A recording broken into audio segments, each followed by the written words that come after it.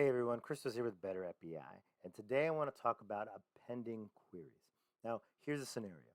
You've got two Excel files, and imagine them being almost identical in every way except one has a different set of data. So let's go to my other screen for just a second, and I'm going to show you what I'm looking at. I've added two files to my report. One by zip, both run by zip codes, and they both contain data on crashes. So if I click on here, for 45211 crash data, I've got these 1, 2, 3, 4, 5, 6, 7, 8 columns, right? And now under 45238 crash data, same thing, same 8 columns. Obviously, the data contained within is a little different. So I'm gonna right click on this 45211 crash data, and I'm gonna select Edit Query. Now, what I want to do is get these spreadsheets together, right? So I'm going to do an append query. Oh, you know what? Before I want to show you what it looks like before we do that. So let's go here for just 1 second.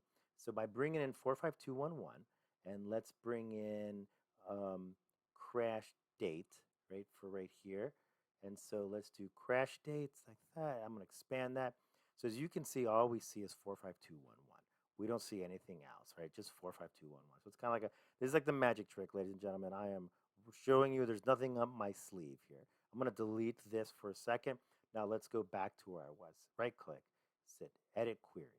Now I'm going to select 45211 crash data, and I'm going to go over here and select append queries. You know what? I'll do append queries as new.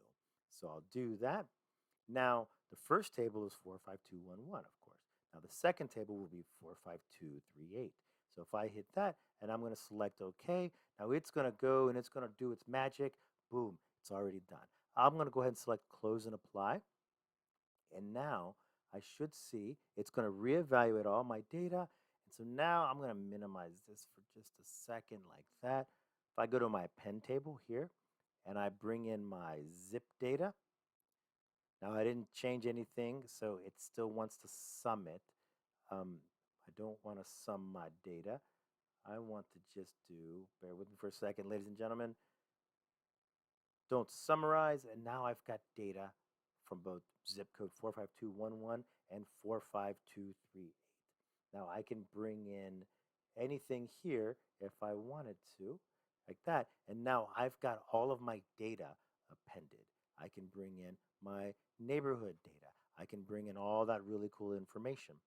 Now, the reason why this is important is see how easy it is. Many of us sometimes get huge data dumps from our customers, whether you're in healthcare, whether you're in finance, whether you're in manufacturing, you're going to get large data sets. And sometimes you don't have access to good, clean data. So you're going to have to do this. You're going to have to clean data. I know the purest among us will say, well, Power BI is not an ETL tool. And they're right. It's not an ETL tool, but you got to do something, right? A rock's not a hammer, but if you got to beat something in submission, a rock's going to do a pretty good job. So thank you for watching. If you like what I'm doing here, hit like and subscribe. If you have any comments, please let me know down below in the comment section. You can find me at Christos at Better at BI. Again, my mission here is to help you get the right data so that you can make the right decision. I'm hoping I can help everyone be better at BI. Until next time, thanks.